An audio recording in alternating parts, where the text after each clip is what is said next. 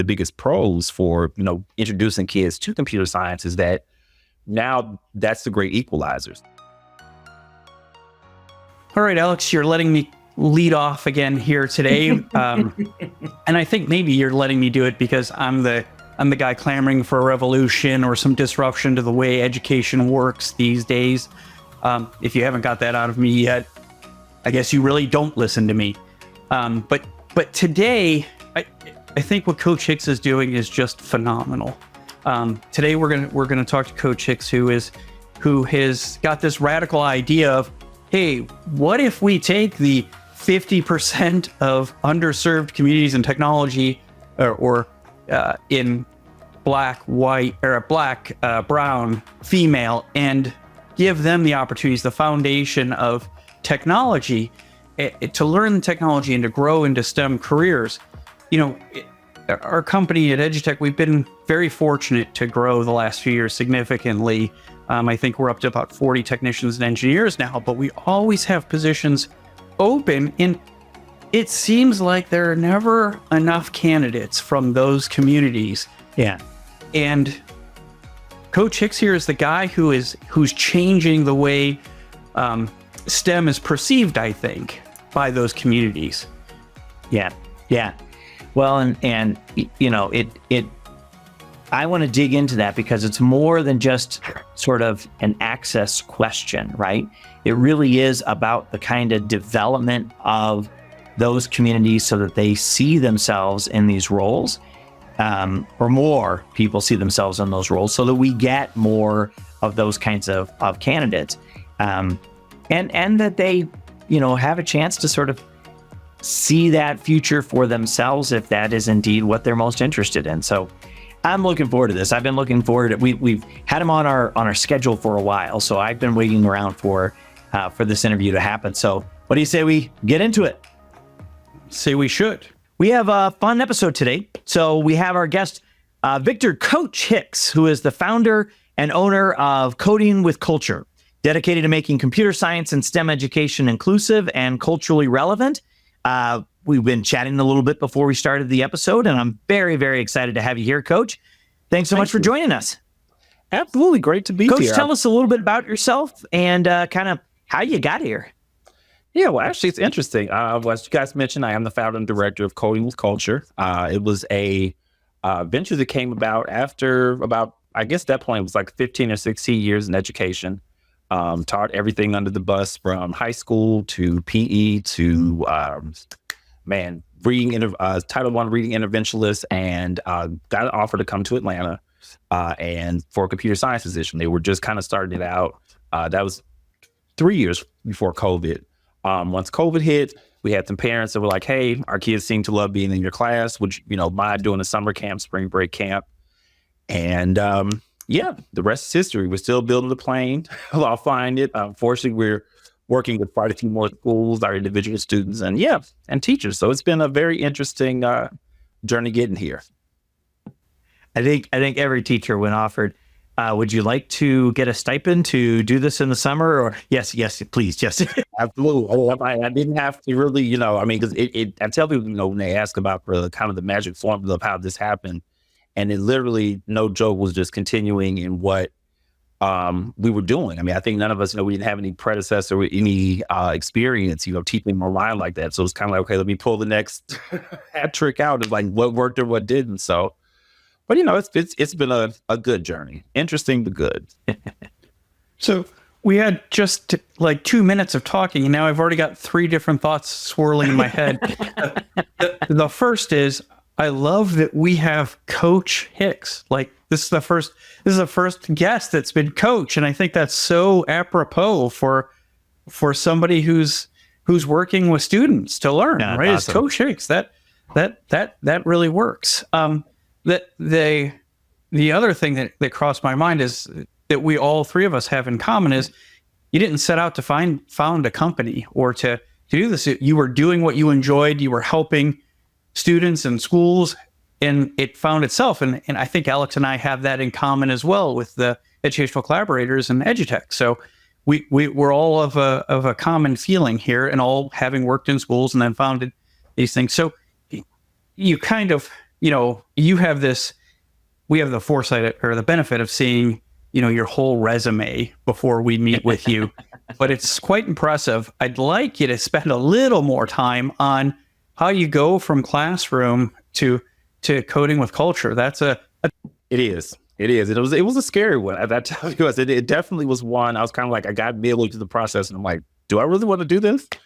But like I said, it was kind of yes. Listen, I tell it is not for the weak. As a lot of the kids or young people I mentor through their various entrepreneurial travels. I tell them just that it's not a journey for the weak. But I think you brought up a good point. One thing that made it doable, I guess, for lack of a better word, is that it was a labor of love. It was something that teaching was something I was passionate about. Once I really saw how computer science was able to and would be able to continue to level the game, for students of all backgrounds, I think that's when it became a true passion. And so, again, we started the year before COVID. Went to a new school, was teaching K through 8. Everything was great until that March, and then the world stopped, and so that first spring break was actually the time that, because again, park districts, a lot of the virtual world hadn't quite developed yet. So we had parents that were like, hey, our kids are home. We don't know what to do. Everybody, I think at that point was still working from home because we were only a month or so in. But we got a group of parents who, signed their kids up, but we literally just did 2 sessions. I did a STEM session in the morning where we, had the parents order, we did marshmallow, with the toothpicks and the highest things. And then we did computer science afterward. And one of the things I realized was that the engagement was there. I think that was one of the hardest parts as an educator. So I'm like, okay, well, this is, I'm seeing students who traditionally struggle in the, in-person classroom, because now a lot of the things that, whether it be distracted them or just really didn't allow them to fully engage in the learning were removed, because now we were, so it was interesting to see how that, it really kind of help some students, I guess, from at least in some perspectives. From there, we went on that summer. We were offered the opportunity to do a summer camp. Actually had a friend who was doing like the first inclusive CS, one of the first like online, when they transitioned to teacher PD online large scale, presented there. And then the following year, I was going to go back, and they were like, well, the position is going to change. And one thing about it is that I always wanted to make sure teaching was at the core of what I did. So decided to take the leap of faith and partner with my first school. Again, beginner's luck. I definitely was doing teacher work. Second, actually, let me make sure that I understood the first part. So like during COVID, when you were doing like the morning programs and that kind of stuff, was that still through your district? So no, I was doing that on the side. So we did it. I got approval from our principal, because again, at that point we were kind of, and then I will say the first, so yeah, I guess it'd be like a year and a half, almost 2, where I was doing both. So I was still teaching computer science and then doing, tutorials after teaching hours. Yeah. So you were kind of building the business through sort of extracurricular activities, right? Sort of side business activities while still being a full-time teacher. Right. And did that happen the whole way through the pandemic, and you decided to make the leap into that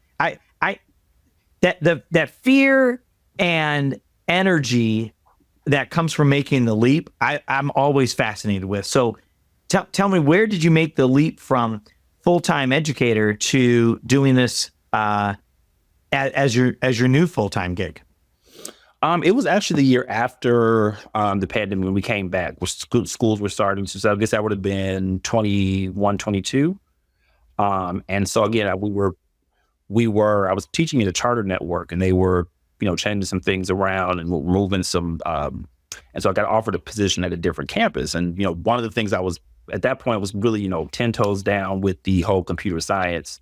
And I really wanted to stay in that realm, make sure I was teaching that. So things didn't work out. They had a different kind of path they wanted to go. And I was like, well, I love what you guys are doing, but at that point really it started to ground that passion in computer science. And so literally resigned And, it's like I said, it was a point where it was like, well, I mean, again, at that point, I mean, I did have clientele. I was, partnering. So at that point, I mean, it honestly was because it was starting to be a heavy lift doing both, but I think that was kind of the universe saying, okay, now or never, so yeah, but I think that was definitely it. Once I realized I would not be, I think if there were one thing I had to pinpoint is that I was starting to look for actively, jobs outside of education. And I mean, being a teacher or an educator at any cost is what, who I am to my core. So at that point, it was just more of like okay, we got to look at let's figure out how we can continue to do what you love to do.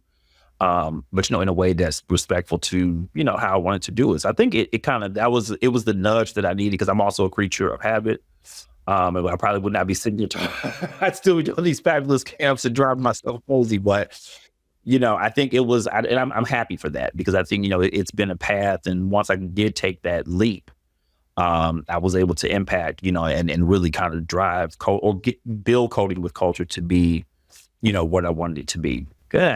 Good for you. That's awesome. Coach, let me compliment you because you said, gave you that nudge. If it were me, I would have needed a locomotive to push me the way you just needed a nudge, huh? Well, okay, now I won't say who gave the nudge now because it could have been that same locomotive. It just had to tap me real quick, but no, it definitely. I mean, and because again, educate. What we do, and when I say that, I mean people that impact or work in this field. From our IT people, I think we go into these, because most of us like that sense of security. I mean, of course, I know that expands outside of educators, but so much of our lives is scheduled, right? You come to teach history from here to here. You have sophomores from 8 a.m. And, so our lives become the regimen. When I was looking at, I said, okay, you're happy teaching. You're not happy working for somebody else. And, again, because knowing being raised by educators, there were certain things that I was like, yeah, I can't continue to show up, and seeing that things are being harmful to kids and not be able to, do something about that. So it was a nudge. I think I'll meet you halfway, Bob. It was like the locomotive, but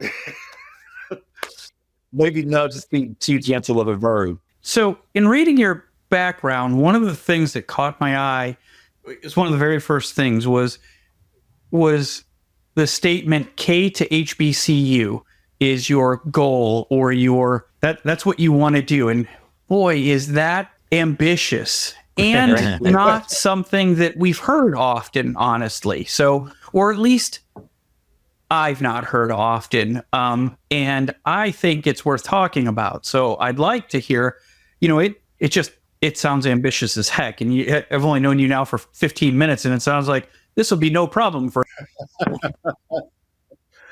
Well, I think for me, it's really looking at, again, we talk about, I think, why computer science was so important because very quickly I realized that this is something that kids needed to know. It definitely was going to be the world that we are preparing kids for. But also when we think about kids one of the things I think is the biggest pros for, introducing kids to computer science is that now that's the great equalizer. So, if college education was not something that a family could, reasonably afford, there are, pretty marketable pathways now. And so what I was figuring is, okay, well, how do we address both sides of this digital divide, right? So we have this low percentage of people of color or women that are going into computer science or engineering. Number one is going to be the rigor, right? We have to get them excited, which I think we did a great job doing in, the later 2000s. I guess about 2015, we first started to see that push for the younger kids to go into computer science. But I think the educator in me said, okay, but we have to support them in this. So how do we get kids, to continue to push when they are the only one in a room, or if they are the, one of few, or if there's not someone that may be willing to come in and take you under their wing, where do you build that strength? And I remembered, my HBCU experience, and that was so fundamental to, the man I grew up to be, the educator that I was. And I'm like, how do we combine these things? So if we get these Black and brown children or these, women or girls interested in computer science, where are these schools? How can we get them to see these schools as that same level of support? So you're going to get the rigor, you're going to get the knowledge that you'll need, but you also will have professors and mentors where that will help build up all that resolve that you have to have, really, I mean, to compete in any field, but I think definitely one where we see that disparity. So what we hope is that through our, outreach and our professional development, getting other teachers to kind of start teaching with some of those concepts in mind, that we can, build that pathway. So if we ignite the flame in elementary school, kids see a, realistic pathway outside of Hour of Code or outside of the couple of cool projects that they do, in those situations. So it's ambitious, but I think for me, one thing with education is I don't like to play with or lie. I shouldn't say lie, maybe a strong word, but I like to give kids the total picture. So if Coach Hicks is teaching you something or giving you this skill, we're not here to waste time. And here's the picture from kindergarten through, of how to make this happen, from the excitement through the training all the way to that, when it's time to go into that career or to entrepreneurship. So, okay. Hey, this will be odd for anybody who's ever listened to us before. Hi, Mom, Dad, Marissa. And I always make that joke. There's only people who are listening, but it turns out Sophia tells us that 16,000 people viewed our last YouTube episode. So, hey, welcome. Well, it'll be 16,000 likes. As soon as my mother gets the links, trust me, she will be the next. Right. 16,001. Yeah, that's right. It's a deal. But I don't normally ask all these questions, but I'm so interested in this because, again, you keep saying these words that get my attention. It was essentially, it is less heard of for advisors, coaches like you to tell students that it's going to be rough. This is a difficult marketplace to be in. You've got to have the talent and the work ethic. And the word that you used that caught my attention was rigor. You will, the quality of work will count too. Absolutely. And I think, one of the things that is important when we do this is that, giving kids the realistic portrait of what's to come, and difficult doesn't necessarily mean impossible or shouldn't mean impossible, right? But I think for me, what I was seeing is that, again, we were kind of building this plane as we were flying it. So I was coming into the age of all the let's gamify coding, and, the kids can move the Minecraft characters or the little bee, and it was great. But what I was starting to see is that when my kids were transitioning into middle school, and they were working with, actual coding, I shouldn't say actual, but the text coding languages and syntax and all the things that kind of, filters kids, separates the men from the boys. They were struggling. And so what I started to see was, okay, we want to, but if we look at pedagogy in general, K through the early years when you kind of build this excitement, right? You build the foundation, the exposure. But at some point, you got to be ready to go, because I can teach, as many Black and brown kids as I want and get as many of them as I want in computer science. But if, AP computer science or intro to HTML is going to be the, deal breaker, then we're still dealing with the numbers that, are a little discouraging. So I think as a teacher that can give them that dose of reality, but still, with a piece of love that the world isn't necessarily worried about, giving them, I think it's only, the morally right thing to do, because I would hate for them to, get excited to, again, build the rigor, go through these courses and then get out in the world and not be ready.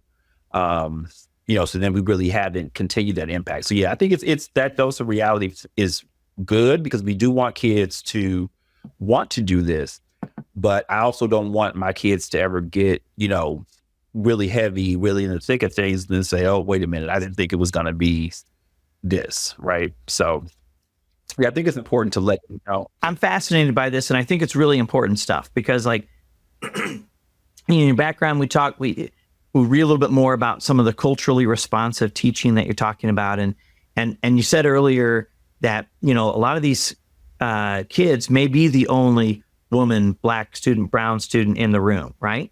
And so it's unfortunately very true, and something that the industry needs more help with. And so it's exciting that you're providing that support and help.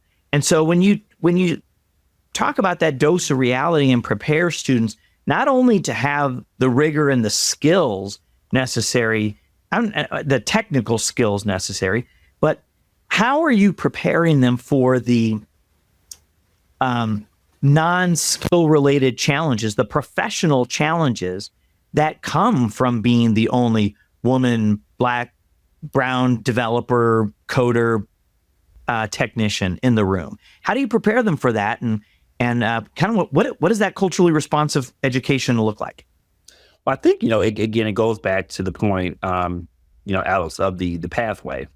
And I think, where Coach Hicks is in realizing that, as, although that is the mission of, coding with culture, realize that, part of that is realize I'm only a part of that journey, right? So I think, being in that K-8 space, because I also try to, I've learned to stay in my lane, because I think it's helpful to, recognize what you do well and really worry about being impactful there. And all that to say, so I feel like my job, or people that are in, like community with me, we're building the fire, we're lighting the fire, we're building the, we're putting things with the kids or these underrepresented populations, or I even say in some cases, historically excluded populations, right?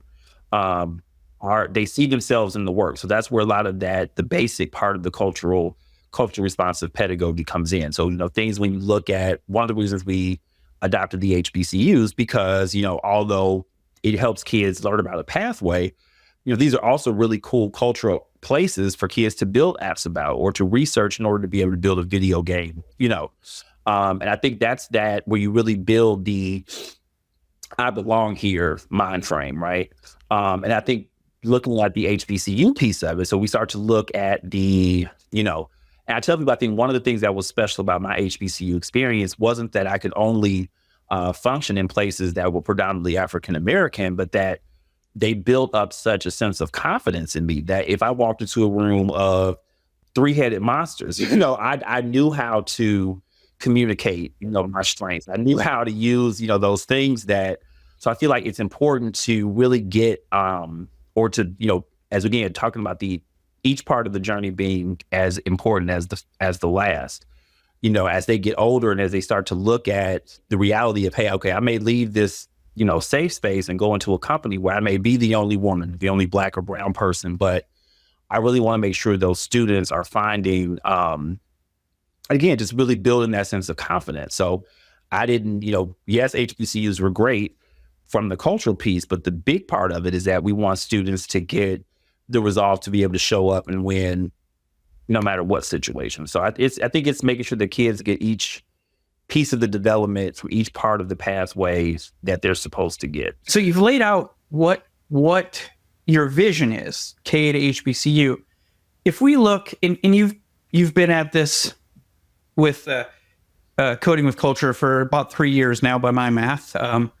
When you look at this in 5 or 10 years, what success look like for you in coding with culture? What will have happened that makes you think this is what I wanted to do? I think really, as idealistic as it sounds, is scaling my business. I think, after these 3 years, it's definitely been a point of, be reflective and figuring out, what does this look like outside of me? And I think one of those that came about that sense of thinking, one of my mentors said, well, Victor, if something were to happen to you, not to think morbidly, but what would happen, and as many educators do, so much of coding with culture rides with me, right? So I'm the one presenting, I'm the one, kind of, again, building that plane while we're flying it.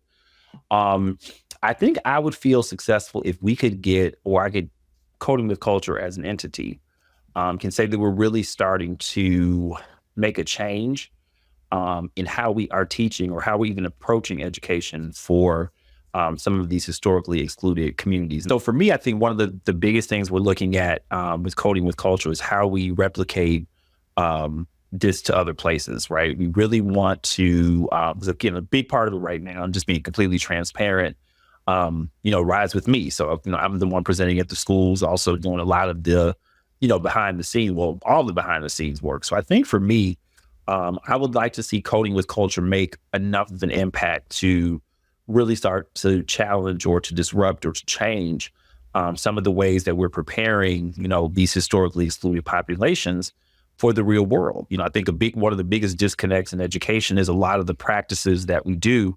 We're preparing children for the Industrial Revolution, right? To go and kind of sit in a, in a classroom and just, kind of these repetitive skills or, just kind of regurgitating information was to prepare people to be, to work in an industrial world. But I think undoubtedly we're in the information age. So I would hope that we impact enough teachers, enough students, whether that be through our individual coding or us going into schools or partnering with youth groups, to get some conversations started, to see, how beneficial that really being intentional about including kids' culture and, using these innovative methods, real world problem solving to allow these kids to shine. So if I can say that it's out, there's somebody else out here that's helping me do that, we are, I don't know if I can say change the whole world, but I think if we can get into a couple of districts, a couple of schools where we have educators that are really starting to, just build really and cultivate and build best practice. Because I think slowly but surely that's how we'll start to see, some change come about. So if we can play a part in that, I'd say that'd be, a pretty good check mark for success. Well, you've got a lot of the right tools, right? So I was, looking into some of your curriculum, and I know design thinking is sort of central to that, right? And I think I was first introduced to design thinking from Google when we were doing kind of the 10X projects, right? And they were looking for how do we go out and change the world, right? And that's kind of precisely what you were seeking to do, through your organization. So I'm kind of a design thinking hack wannabe, and Sophia, our executive producer, even has more of that skills. Share with us a little bit about how design thinking plays into your curriculum, and maybe how it has played into your journey as a business owner, or vice versa. I'm not sure what's the chicken and what's the egg in this one, but I know design thinking is part of that. Tell us a little bit about the role that it's played.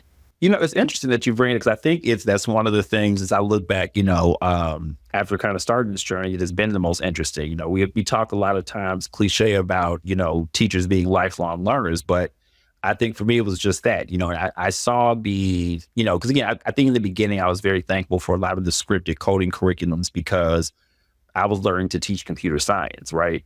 But at the same time, I was realizing as I kind of got my feet wet and got a little more experience, it really wasn't a lot of connection to how kids can apply this. So if I love coding, what can I go do with this? And so I said, okay, is it, kind of researching, and I kind of got a little bit of training and learned a lot about project-based learning. And I'm like, okay, I see this, how do we compare these, skill sets to, and so again, from that, a big part of PBL usually is the design thinking. So I really got, did a lot of reading, did a lot of research, kind of immersed myself in that, and kind of tried it. And the amount of engagement was, I think, grew tenfold. So again, I think it was central to our success in that pandemic as Coding with Culture grew.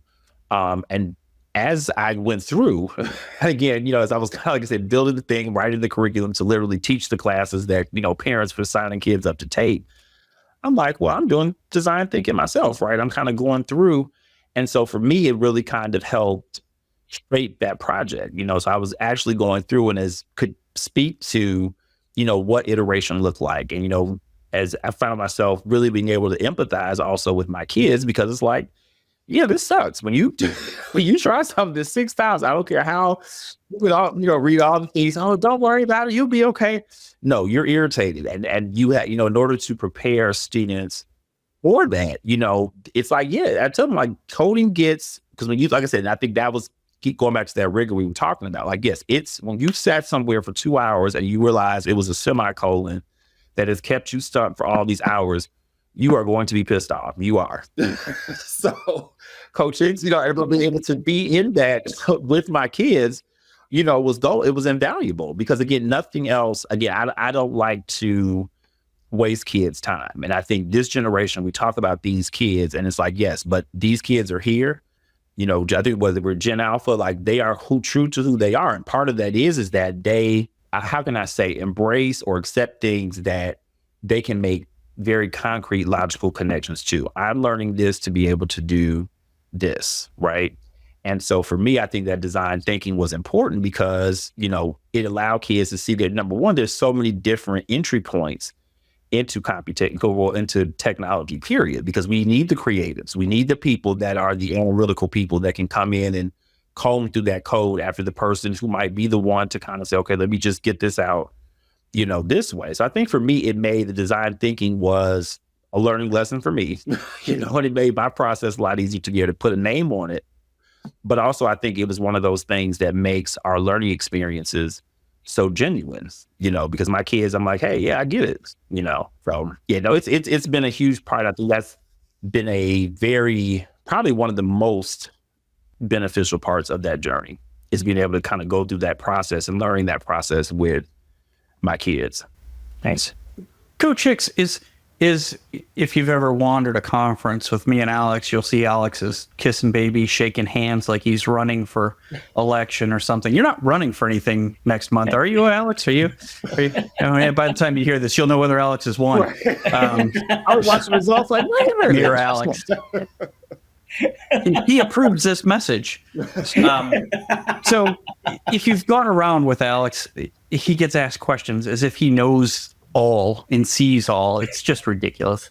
But one question I do see him get a lot, and I'm very curious based on your background and your goals, and you're honestly different than many of the other guests we've had. But what role do you see AI playing in your organization now or in the future, and is it different for the kids that you're working with, the students that you're working with that are, historically excluded, as you said?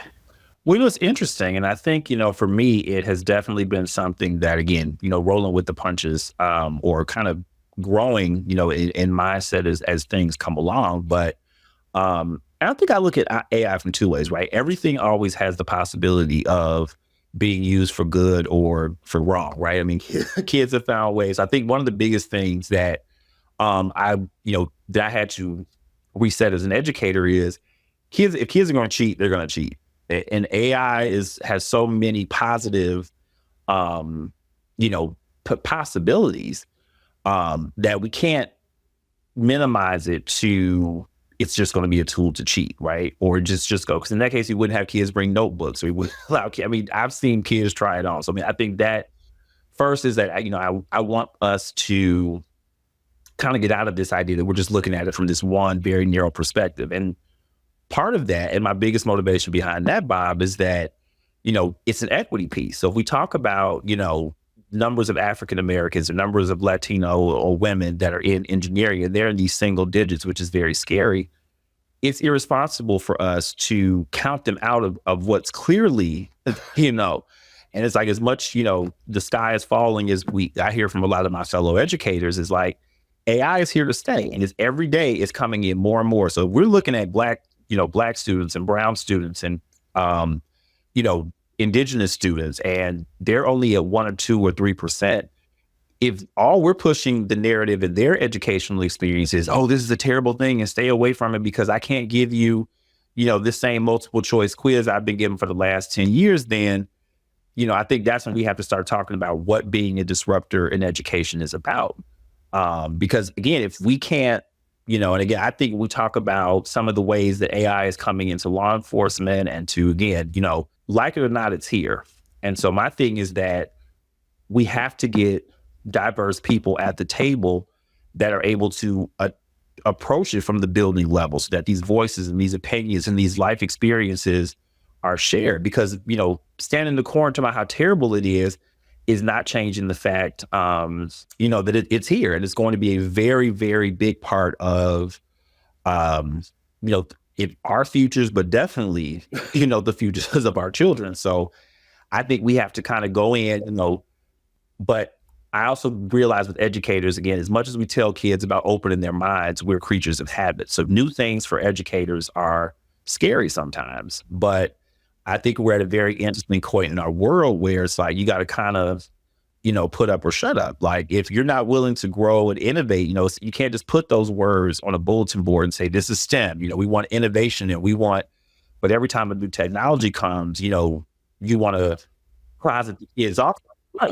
And literally a lot of it is just due to adult fear, right? I mean, I think about, like, in high school, man, my teachers hated the internet. Like, I will never, you cannot cite a website. You cannot. And I'm like, imagine if we kept that, and like I said, but think about also how much further some of these communities could have been if we hadn't done that in the 90s or the 80s, as it was starting to really creep into, the world of technology and education. So I think, like I said, for me, it's going to be a reckoning night, a reckoning day, so to speak. It's like, hey, you're still, and again, it's okay, but if this 20th century, 19th century version of education best suited you, we can't keep doing disservices to these kids to keep the adults comfortable, Yeah. Well, and I'm glad, I like what you said about, getting them, like your students, even more involved in this, right? Because it's more than just sort of like the access question, when you think about the internet, right? Right. The reality is, AI leverages information from society to do basically its math and responses, right? So the biases that exist in society today are amplified and clarified through AI, right? Exactly. And so the more your students get involved in AI, it's not just a access thing, it's actually a risk avoidance thing, right? Because when you think about the role that AI is going to play in policing, in government, in policy creation, those biases become institutionalized the more we leverage AI, right? Yeah, absolutely. Yes. Not that they're not institutionalized now, but what I'm saying is that it becomes even more entrenched rather than hopefully what we'd like to see is less entrenched, right? Those biases and how can AI, it really is. It really is at a crossroads. So how do you, kind of thinking about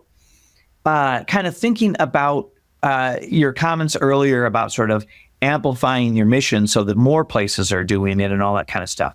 Here's your first step on that, right? So what advice would you give educators to bring culturally relevant curriculum to their districts so that your mission gets further empowered?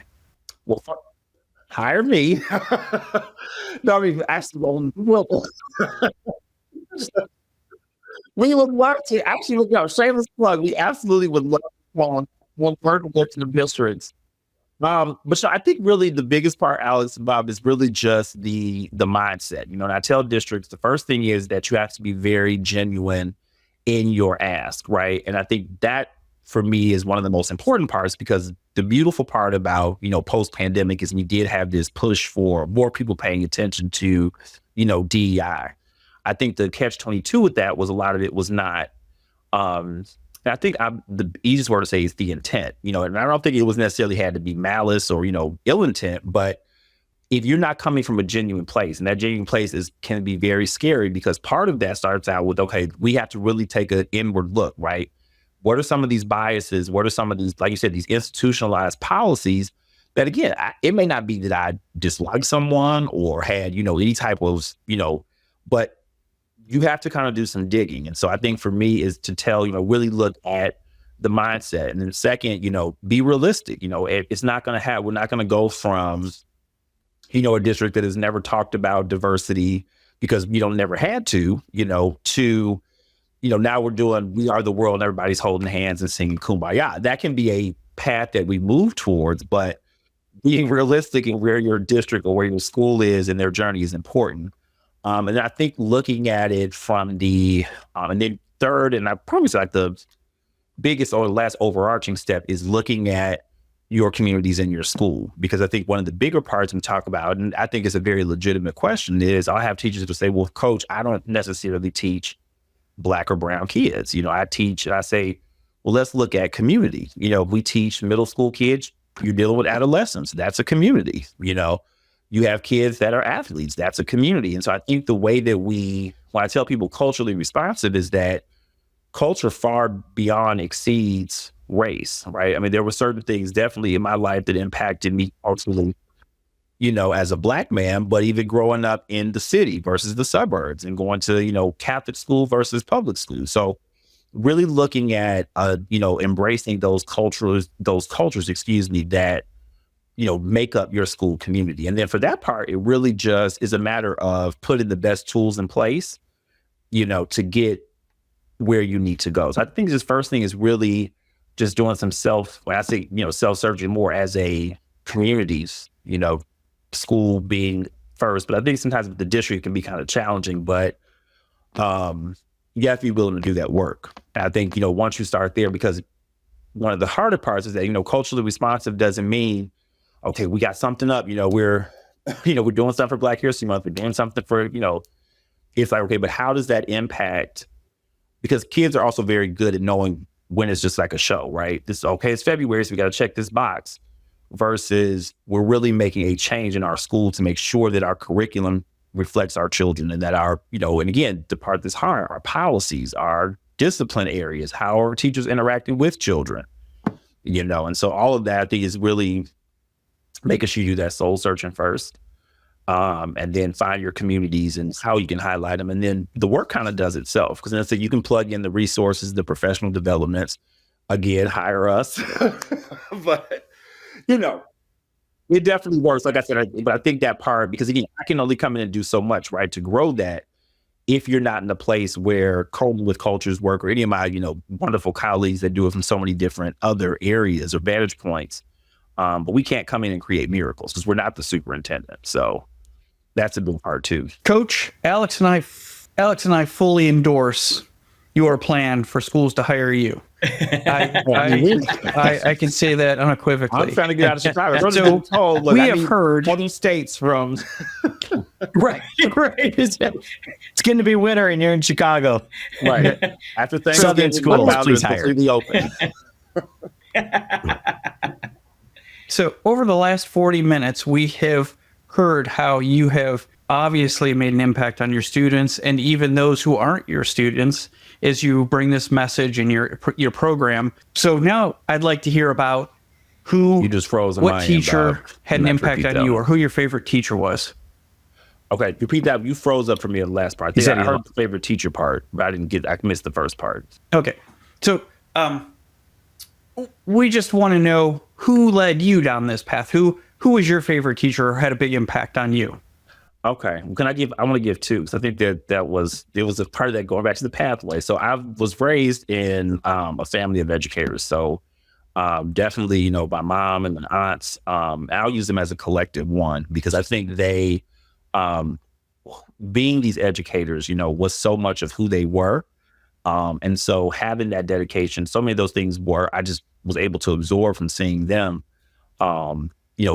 do the work that they did. This was before the days of, all the technology or grants, or, like I said, people weren't having these discussions about equity and, but they still managed to make that happen. And so for me, I think that is one of the things that sometimes now look up and I'm like, well, I haven't really done anything major. This is just, me doing what I saw my mom and my aunts do. My mother's philosophy always was, you close your door and you teach your kids, whatever's going on, you are responsible for those people in that classroom. And so you do what you know how to do and what you have to do as an educator. So I think that was the foundation. Specifically though, my 7th grade social studies teacher, Mr. Moore, he was one of my it was my first male teacher outside of PE. But I think the thing that stood out was he was so passionate about his subject. Because he was that, I was telling you, this was public school, middle school in South Side of Chicago, and every 7th grader, boy, girl, and different. Our class was, I think there were 140 of us, all joined the choir because Mr. Moore was in charge of it. And so we didn't care what he was doing. If anyone that hears me sing is like, you get what? But, and I think too that because we saw his passion in what he taught.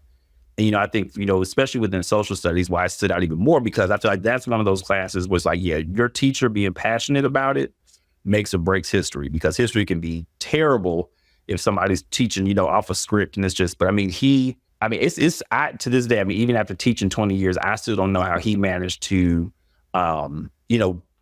get across some of those points, but because he did, and because he made it a point to connect and he built those relationships and built that community, I think that his impact, to me, is sometimes I'll say things and I'm like, man, how am I channeling Mr. Moore from, 100 years ago? But I think this just shows, what, and again, how cliche sometimes it can be, but it really, to me, I think it speaks to what the impact of an educator can be. And so, those days where it gets hard, and you're like, this, it sucks, I'm broke, what am I going to do? It's helpful to have that memory and say, okay, you're here because this person kept going, and continue to not only just teach, but teach with excellence. So, it's a good reminder that I think, to whom is given, much is required. So, yeah. But I would say those are my biggest influences, my family, and then, definitely Mr. Moore from the educator, perspective. That's awesome. That's awesome. Well, Coach, thanks so much for giving us your time today. This was fun. I think Bob and I could probably talk for 2 more hours. Oh, this is awesome. It was more. I will say this is a good conversation. I enjoyed this one. Oh, this was great. Thanks so much for joining us today. It was really great. Absolutely. Thanks for having me. Well, Bob, that was fun. I mean, both from a entrepreneurial perspective and certainly from an educational perspective. What struck you most about the episode? Well, fun it was. I certainly enjoyed talking to Coach Hicks. I enjoyed that he goes by Coach. I think that is that seemed apropos.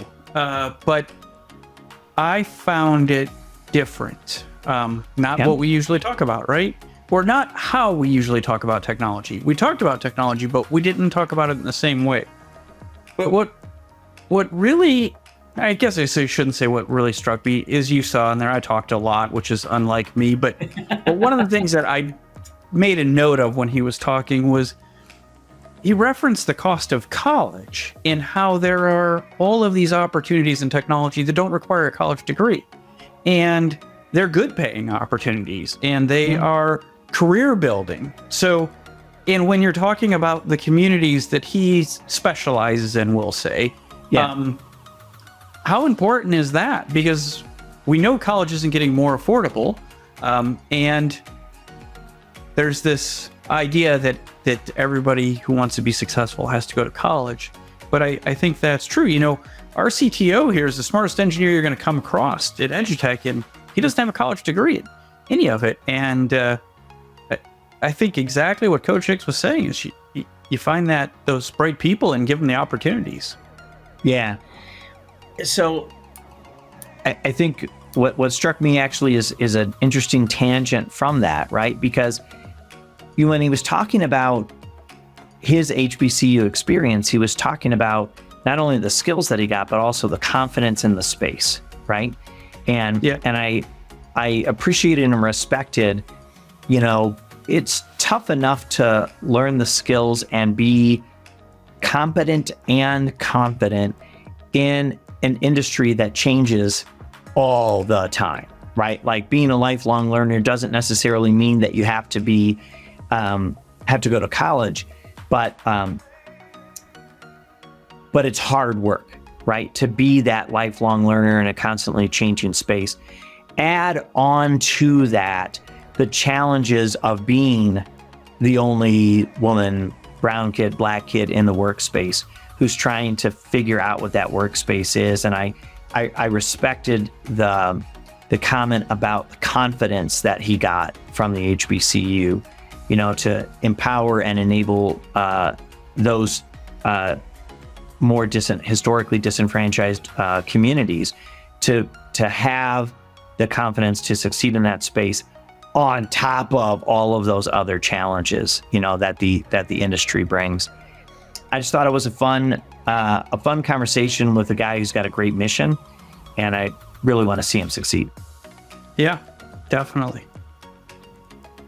Well, Bob, thanks again for another good episode, and in this case, letting me sort of ride on your coattails for all those excellent questions that you asked. Well, I don't know about riding my coattails. I suspected we'll find you spoke plenty in this episode.